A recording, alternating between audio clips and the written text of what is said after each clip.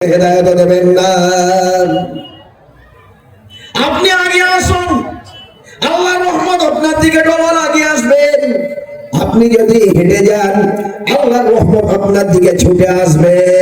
আপনাকে আগে আসতে হবে, এরপরে আল্লাহর মদদ আসবে। আল্লাহ তাআলা হেদায়েত দেন। আগে বলেছি, আজকেও বলবো, দুইজন আল্লাহর ওলির কথা বলবো, আর দুইজন সাহাবার কথা বলবো যারা স্বপ্নের মাধ্যমে কিছু পেয়ে গিয়েছিলেন। স্বপ্ন দলিল নয়, শরীয়তের দলিল হলো কিতাবুল্লাহ, সুন্নাত, ইজমা, কিয়াস। কটা দলিল বললাম? চারখানা। কি কি? কোরআন, সুন্নাত, ইজমা ও কিয়াস। এই হচ্ছে চারখানা দলিল আছে, স্বপ্ন কোন দলিল নয়। কিন্তু আল্লাহ তাআলা যদি চান হেদায়েত দেবেন, তো মাতালকেও আল্লাহ তাআলা হেদায়েত দিতে পারেন, বেতালকেও আল্লাহ তাআলা হেদায়েত দিতে পারেন। আসেন, কোন কেউ যদি থাকেন আসেন, বেতাল আসুন, বোতলওয়ালা আসুন, মাতাল আসুন, আসুন আমাদের কাছে, আমাদের কাছ থেকে কিছু চার্জ নিয়ে যান, কিছু আপনি পেয়ে যাবেন। আমাদের সান্নিধ্য গ্রহণ করুন, আলেমদের সান্নিধ্য গ্রহণ করলে আপনি কিছু পাবেন। বলতো আমার, দোস্ত আমার, বিখ্যাত প্রখ্যাত মাতাল, নাম তার হলো মালিক ইবনে দিনার। বিরাট বড় আল্লাহ তাআলার ওলি হয়ে গিয়েছেন। কিন্তু জানেন কি, ওই মাতালটা আল্লাহর ওলি হয়েছেন, আল্লাহ ওলি হওয়ার আগে কিন্তু ছিলেন বিরাট বড় মাতাল। কোথা থেকে পাত পেলেন? এক জায়গায় উনি নিয়েই বর্ণনা করছেন। জলসার আয়োজন, বক্তার নাম মালিক ইবনে দিনার। মালিক মানে আপনারা জানেন, আর দিনার মানে হলো সোনার টাকা, ইবনে মানে পুত্র। মালিক ইবনে দিনার, মালিক মানেও জানেন, দিনার মানেটা বলে দিলাম, সোনার টাকা। তো এত বড় মালিক, যার কাছে সোনার টাকা থাকে, তো সে কি করবে? সেগুলো হারাম পথে ব্যয় করলো। উনি এক জায়গায় জলসায় গিয়েছেন, আমন্ত্রিত বক্তা মালিক ইবনে দিনার স্টেজে উঠছেন। একজন বলছে, এই মাতাল, তুমি আমার সঙ্গে মদ পান করতে, আজকে এখানে আমার বক্তা কেমন করে হলে? লোকেরা বলে, আবার কি? আমাদের বক্তাকে বলছে মাতাল, আমাদের দেশের মাতাল, সে আবার বলছে মাতালকে কে চিনবে? মাতালই চিনবে, সাধারণ মানুষ তো চিনবে না। ও তখন বলছে, হ্যাঁ, আমি মাতাল ছিলাম আগে, এখন আর মাতাল নই। তোমার যে জীবনের পরিবর্তন আসবে কিভাবে, ওটাই বর্ণনা করো। উনি তখন বললেন, ওটাই বর্ণনা করব। আমাকে মাল খেতে ভালো লাগে যে সময় মানুষ ইবাদতের জন্য লাগে। রমজানের মাস, 27শে রমজান, লাইলাতুল কদর, খায়রুম মিন আলফি শাহর, হাজার মাস অপেক্ষা উত্তম এই রাত্রিটা। সকলে ইবাদতের জন্য মসজিদে ছুটেছে, খতমে কোরআন মসজিদে মসজিদে হচ্ছে, দোয়ার ইন্তজাম হচ্ছে। ওই সময় তো আমাকে মাল খেতে ভালো লাগে, এই জন্য আমি কি করলাম, মদের দোকানে গেলাম আর বললাম, এক বোতল দাও। ওরা বলল, এখানে খেতে পারবে না, রাস্তায় খেতে পারবে না। বলে, ঠিক আছে, তাই হবে। আমি তখন ছুটে নিয়ে চলে আসলাম। আমার একটা মেয়ে ছেলে ছিল, 3-4 বছর বয়স। সে ছুটে আসলো, ধাক্কা মারলাম, পড়ে গেলাম। পড়ে যাওয়ার পরে খিলখিল করে হাসছেন। আমি তার বাপ, আমি তার জন্য খুব স্নেহ দিতাম। বাপের কাছে মেয়ের কদর খুব বেশি, এই জন্য আমি কিছু বলতে পারলাম না, চুপ করে গেলাম। মনে করলাম আগামী রমজান মাসে এর প্রসাদ আমি করবই, তখন আরো স্বাদ বাড়বে, 1 বছরে আরো টেস্ট বাড়ুক, সামনে বছরে এর শোধ করব। রমজান মাসে লাইলাতুল কদরে, এই বছর তার হলো না। 5 বছরে এবারে আমার মেয়েটার শরীর খারাপ হয়ে গেল। যখন শরীর খারাপ হয়ে গেল, তারপরে আমি চিকিৎসা করলাম, মারাও গেলাম, কাঁদলাম, কিছুদিন কাঁদার পরে আবার ভুলে গেলাম।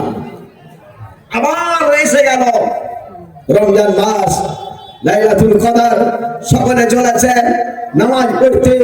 আমি গিয়েছি মদের দোকানে, বোতল দিতে হবে, শর্ত হলো এখানে পান করবে না, রাস্তায় নাই, বাড়িতে।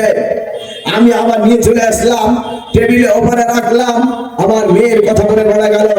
আহারে, আমার ওই মেয়েটা সে কি করেছিল, ধাক্কা মেরে দিয়েছিল। আজকে যদি থাকতো তবে কিন্তু সে আর ধাক্কা মারতো না, জোর করেই মনে হয় কেড়ে নিত। একটা বছর তো তার বেশি হয়েছে, আমার তো শক্তি একটু বেশি হবে, আজকে মনে হয় জোর করে আমার কাছ থেকে কেড়ে নিত।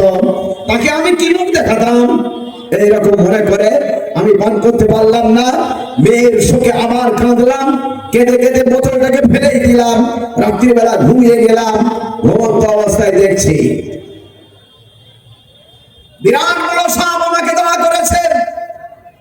বাঁচাও বাঁচাও করে আমি ছুটছি, দেখতে পেলাম সামনে একজন বৃদ্ধ মানুষ। বৃদ্ধ মানুষটাকে বললাম, আমাকে কিছু সাহায্য করুন। বৃদ্ধ মানুষটা বলল, আমি কিছুই সাহায্য করতে পারবো না, আমি দুর্বল, আমাকে খিদে লেগেছে, আমি ক্ষুধার্ত, আমি কিছু সাহায্য করতে পারবো না, কিন্তু পরামর্শ দিতে পারি, এই পাহাড়ের উপরে তুমি উঠে যাও। পাহাড়ের উপরে আমি উঠতে আরম্ভ করলাম। পাহাড়ের চূড়ায় আগুন লেগে গিয়েছে, উপরে উঠলে আগুনে পড়ব, নিচে নামলে সাপের গালে পড়ব। সামনে দেখতে পেলাম ডান দিকে একটা বাগান, ডান দিকে চলে গেলাম, ডান দিকে গিয়ে দেখলাম একটা ফুলের বাগান রয়েছে। ওই ফুলের বাগানের ভিতরে কতগুলো ছেলে মেয়ে খেলা করছে। একজন দারোয়ান আছে, দারোয়ানটা বললো, ছেলেরা মেয়েরা আসো, তোমাদের কেউ যদি হয় কে বাঁচাও। দেখলাম আমার মেয়েটা ছুটে এসেছে, বলছে হ্যাঁ উনি তো আমার আব্বা, আমারই আব্বা বিপদে পড়েছে। মেয়েটা আসলো, সব থেকে মারলো, মাথা নিচু করে চলে গেল।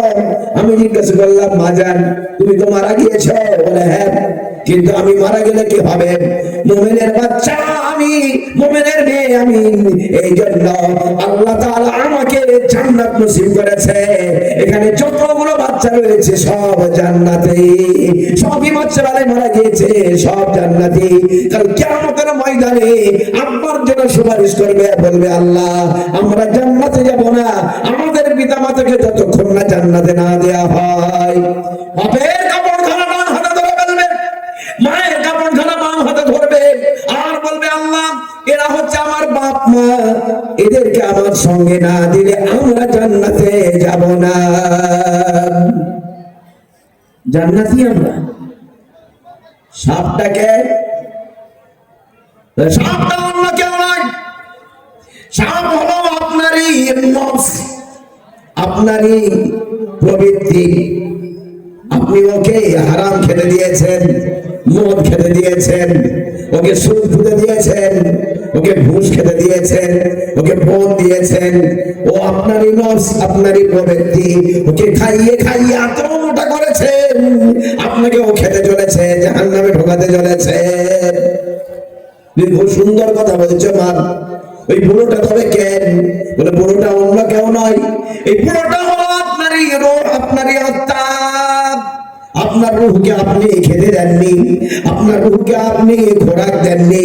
রূহের খোরাক ছিল নামাজ রোজা, রূহের খোরাক ছিল ইবাদত তাসবিহ, রূহের খোরাক ছিল হালাল, আপনি হালাল থেকে আপনি দেননি।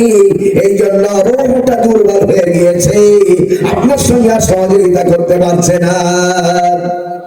প্রত্যেকটা মানুষের ভিতরে দুটো বস্তু আছে, একটা নাম রূহ আর একটা নাম নফস, একটা নাম আত্মা আর একটা নাম প্রবৃত্তি। দুটো বস্তু আছে না আছে না আপনি নিজে টেস্ট করতে পারবেন, পরীক্ষা করে দেখবেন। বাড়ি থেকে যখন আপনি কোনো জায়গায় যাবেন, কোনো কাজ করবেন, তখন আপনার মনের ভিতরে দোদুল্য হয় না? হয় না? বাড়িতে বাজারে যাব কিনা এরকম দোনমনো হয় না? হয় না? কেন দোদুল্য হবে?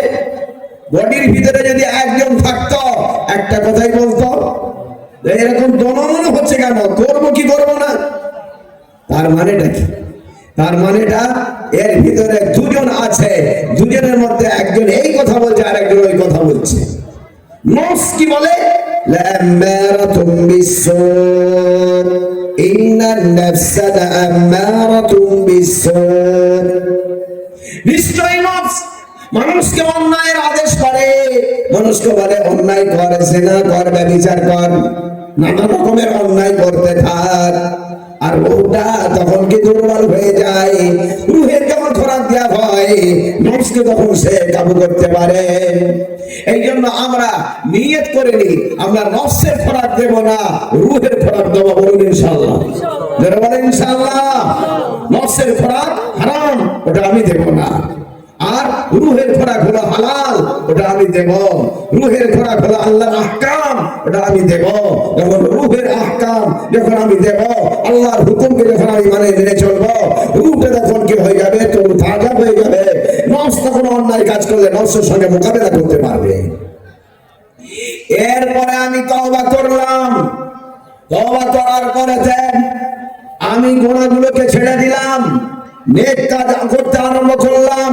করতে করতে আল্লাহ তাআলা আমাকে আলেম করে দিয়েছেন, আল্লাহর ওলি করে দিয়েছেন, বুজুর্গ করে দিয়েছেন। বলুন সুবহানাল্লাহ। বলুন, আমিও তো স্বপ্ন দেখতে পারি, স্বপ্ন দেখতে পারি না? গরিব মানুষ শুয়ে থাকে চালাতে, রাস্তাতে, ফুটপাতে, মাঝে মধ্যে স্বপ্ন দেখে আমি রাজা হয়েছি। তারপরে ও আবার মেহনত করে, আবার রাজা হয়ে যায়। হয় না, হয় না? যে গরিব মানুষ স্বপ্ন দেখেছিল আমি বড় লোক হয়েছে, তারপরে সে মেহনত করলো, বড় লোক হয়ে গেল। দুনিয়ার বেলাতে আমি স্বপ্ন দেখি আমি বাড়ি করেছি, গাড়ি করেছি, আমি অমুক করেছি, তমুক করেছি। তো আখিরাতের বেলায় কি আমার স্বপ্ন দেখার মন লাগে না? আমার কি একদিনও মন লাগে না? আমি একদিন স্বপ্ন দেখি কাবা শরীফে তাওয়াফ করছে, আমার কি একদিন মন লাগে না? আমি একদিন স্বপ্ন দেখি মদিনা শরীফে রাসূলুল্লাহ সাল্লাল্লাহু আলাইহি ওয়াসাল্লামের দরবারে দাঁড়িয়ে রওজার সামনে আমি সালাম দিচ্ছি। এটা কি আমার কোনোদিন স্বপ্ন হয় না? কোনোদিন এই স্বপ্ন দেখি না? এ যুবক, এ যুবতী, তোমরা কি তোমরা একে অপরকে শুধু পাওয়ার স্বপ্ন দেখো? তোমরা কি এই স্বপ্ন দেখতে চাও না যে আমিও একদিন ওমরা করব, একদিন হজ করব, একদিন আমার মাওলানা হবে, একদিন আমি আলেম হব, আমার ছেলে মাওলানা হবে, আমার ছেলে কারি হবে? আমি কি এই স্বপ্নটা দেখতে পারি না? মনে কি কল্পনা করতে পারি না? এই কল্পনাই তো দেখে মানুষ, ওটাকে আবার সে চেষ্টা করে, আল্লাহ তাআলা তখন বাস্তবায়ন করে। আল্লাহ দেনে মালা, কিন্তু মনের ভিতরে একটা কল্পনা, তারপরে তো স্বপ্ন, তারপরে তো আবার মেহনত, তারপরে আল্লাহ তাআলার রহমত আগিয়ে আসে। এই জন্য আমরা শুধু স্বপ্ন দেখব কি, মনের ভিতরে আশা করব, আল্লাহর কাছে দোয়া করব, আল্লাহ আমাকে হাজী করে দাও, আল্লাহ আমার ছেলেকে হাফেজ করে দাও, আল্লাহ আমার ছেলেকে মাওলানা করে দাও। এই দোয়া করব, মনের ভিতরে আশা রাখবো, তারপরে আমি মেহনত করব, আল্লাহর রহমত আসবে। ওটা আবার তকদীরের সঙ্গে আল্লাহর তকদীরটাও ফুটে হবে, তখন ওই জিনিসটা বাস্তবে আসবে। করব ইনশাআল্লাহ। জোরে বলেন ইনশাআল্লাহ। আমার কথা বুঝতে পারছেন না? পারেননি? পেরেছেন? আরো এরকম তো একটা ঘটনা বলি। আমি বলেছিলাম 4 জনের গল্প, একজনের বলেছি আল্লাহর ওলি, আরেকজন ওলির কথা বলবো, আরো 2 জন সাহাবীর কথা বলবো। হযরত বুখারী রাহমাতুল্লাহ আলাইহির ওস্তাদ, ওস্তাদের নাম হলো আব্দুল্লাহ ইবনে মুবারক রাহমাতুল্লাহ আলাইহি। বুখারী শরীফের সনদের ভিতরে ওর নাম আছে আব্দুল্লাহ ইবনে মুবারক রাহমাতুল্লাহ আলাইহি। তৎকালীন জামানার এত বড় মাওলানা, এত বড় মুফতি ছিলেন, এত বড় মুহাদ্দিস হয়েছিলেন, ইমাম বুখারীর ওস্তাদ হয়ে গিয়েছে।